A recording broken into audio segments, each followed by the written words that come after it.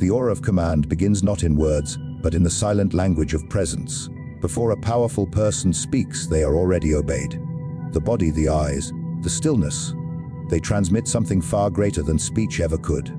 Most people enter a room seeking to be liked. The powerful enter a room knowing they will be respected. This distinction separates the leaders from the followers, the rulers from the ruled. Your aura must declare authority before your mouth opens. It must whisper to everyone around you that resistance is useless. To build such an aura, you must first master your relationship with stillness. Movement betrays anxiety, and anxiety betrays weakness. The one who moves too much, laughs too easily, or speaks too soon exposes an inner instability. Those who dominate space do so with calmness, not energy. They take their time because time bends to them. When you walk, walk slowly. When you speak, pause before you do. When you look at someone, hold your gaze as if testing whether they are worthy of your attention. The aura of command is built upon restraint, and restraint is a language of kings. Your eyes are your first weapon. They must not wander restlessly, searching for approval. Instead, they must project observation and judgment. The powerful do not seek to be understood. They seek to be interpreted. People must feel that your gaze weighs them, measures them, and decides their worth. This subtle imbalance of evaluation forces others to prove themselves to you, subconsciously placing you in the position of dominance. The aura of command is psychological. It makes others shape their behavior around your perception of them. Silence is your second weapon. The one who speaks least controls the direction of every conversation. People will rush to fill your silence with explanations, justifications, or praise. Each word they speak gives you more information about them, while your silence keeps you unreadable.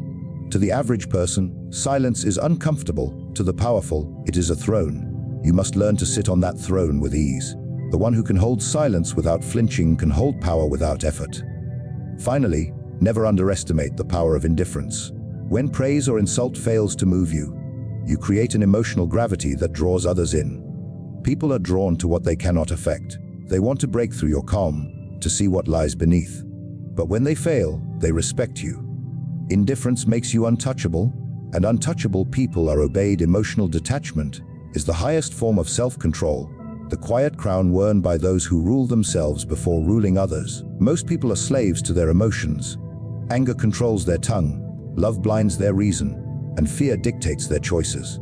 But the individual who learns to separate feeling from reaction gains an advantage, so profound that it appears supernatural to others. Emotional detachment does not mean you do not feel. It means you have mastered the art of choosing when, how, and if you will let those feelings show. Power begins the moment others can no longer predict what will move you. The emotionally detached person becomes a fortress. No insult can pierce their walls, no flattery can breach their gate. Their expression remains still, their tone unshaken. This stability confuses the weak, who thrive on chaos and reaction. When they shout, you remain calm. When they attempt to provoke, you respond with silence. Over time, they begin to feel small, unstable, and unsure in your presence. Your calm becomes their mirror, reflecting back their own lack of control.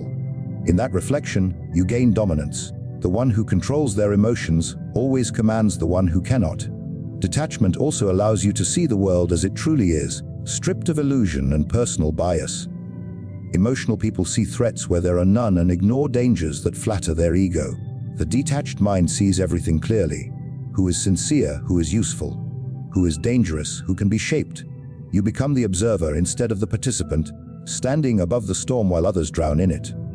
From this higher ground, manipulation becomes effortless, because you are never blinded by your own feelings. To cultivate this state, you must begin by mastering the smallest reactions. Do not frown when you are displeased. Do not smile when you are praised. Let no one know what truly stirs your emotions. Every display of feeling gives people a thread to pull, and they will pull it until they unravel you. Detachment requires discipline. The discipline to pause before every reaction, to breathe before every word, to decide if your emotion serves your purpose or betrays it. When your face becomes unreadable and your mood unshakable, people will begin to treat you differently. They will measure their words, watch their tone, and fear your silence. Detachment makes you unpredictable, and unpredictability is power. The psychology of mystery is the most subtle and seductive form of power. When people cannot fully understand you, they begin to imagine you as more than you are, stronger, wiser, and more dangerous. Humans crave certainty. but they also fear what they cannot explain. Mystery feeds both desires at once, creating fascination mixed with unease. The one who masters mystery no longer needs to demand attention. Attention follows them naturally. In a world where everyone overshares, the one who conceals becomes a godlike figure, wrapped in the allure of the unknown. Mystery begins with self-containment. You must resist the human urge to explain, defend, or justify yourself. The weak seek to be understood. The powerful seek to be respected. Never reveal all of your thoughts or motives. Let others fill the silence with their own interpretations. They will project greatness upon you, because their imagination is always more flattering than your reality. The less you reveal, the more people assume, and their assumptions become the foundation of your myth. To be mysterious is not to lie, but to control the fragments of truth you allow to escape. Even your actions must carry ambiguity. When you are kind, let it be uncertain whether it is out of compassion or calculation. When you are calm, let them wonder if it is peace or strategy. Every gesture, every glance should contain a shadow of contradiction. This duality keeps people off balance. They can never be sure what you truly want, so they proceed carefully, giving you the upper hand. Predictability breeds comfort, and comfort kills fear. The mysterious maintain control by never allowing others to relax completely in their presence. Your silence becomes a weapon in this art. Speak rarely, and when you do, make every word sound deliberate. Speak as if each sentence carries weight beyond its meaning. Leave gaps in your words, pauses that invite interpretation. The human mind cannot tolerate blanks. It will rush to fill them, inventing motives, intelligence, and purpose that may not exist.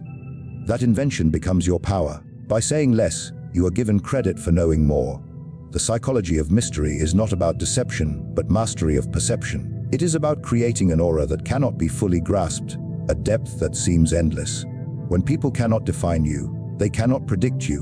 And when they cannot predict you, they cannot control you. Strategic kindness is one of the most misunderstood weapons of power. Most people believe kindness is a virtue of the weak, a gesture of humility or compassion. But in truth, when used with precision, kindness becomes a tool of manipulation more effective than fear. People expect cruelty from those who seek control. They do not expect generosity, and because they do not expect it, it disarms them, lowers their guard, and makes them open their hearts and loyalty to you. True kindness is not given freely. It is a carefully measured investment that yields obedience, gratitude, and influence. To practice strategic kindness, you must first understand human nature. Most individuals are driven by the desire to be seen, to be valued, to feel chosen. When you offer someone rare approval or assistance, they perceive it as proof of their worth. They become emotionally indebted to you, even if they never admit it. This unspoken debt is one of the most powerful forms of control. A man will defy orders, risk his safety, and even betray his own interests to repay the one who once made him feel significant. What people crave most is not money or love. It is validation. When you become the source of that validation, you become their silent master. However, generosity must be used sparingly, or its effect fades. Give too often, and your kindness loses its value. Help too freely, and you will appear weak or desperate for approval. The true strategist gives only when the gesture serves a purpose. Kindness must always come with timing, precision, and intent. The rarest gift is the one most cherished. Therefore, let your compassion appear unpredictable, like a passing light in a dark room. When you bless someone with your favor, let them feel it as a privilege, not an expectation. Even your smallest acts of kindness should carry an echo of power. A single word of praise, a brief act of mercy, or a simple acknowledgement can alter how people see themselves, and by extension how they see you. They will begin to measure their value by your attention, seeking your approval like a scarce resource. This quiet dependency grows stronger than fear, because it disguises itself as love. Fear makes people obey. Kindness makes them surrender willingly. When you mix both, you create a form of loyalty that cannot be broken, because it feels like choice rather than submission. The invisible throne is the seat of the one who rules without appearing to rule.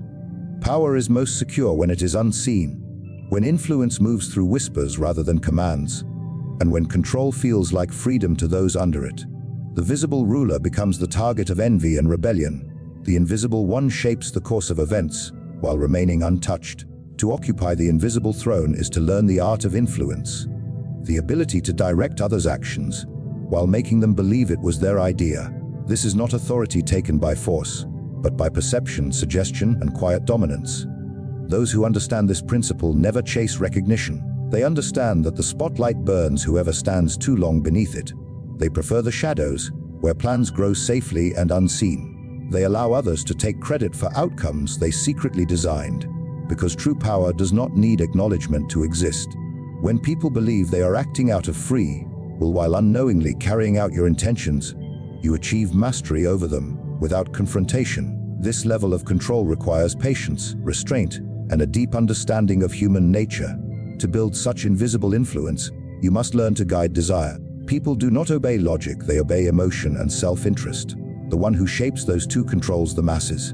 Instead of giving orders, plant ideas. Instead of arguing, create the illusion of choice. Let people walk the path you built, believing they chose it themselves. Influence must feel like air, everywhere, yet impossible to grasp. The most powerful manipulation is the one that leaves no fingerprints. You must also perfect the art of invisibility in action. Move subtly, speak indirectly, and observe constantly. The less you reveal of your motives, the harder it becomes for others to oppose you. Speak in a way that makes people think your goals align with theirs, even when they do not. Flatter their pride, feed their ambition, and quietly redirect their energy toward your ends. To rule from the invisible throne is to understand that people will always fight control, but will surrender willingly to guidance that flatters their ego. When you master invisible control, your influence seeps into every conversation, every decision, every alliance. People will defend your ideas as if they were their own, protect your interests without realizing it, and serve your will while believing they are serving themselves.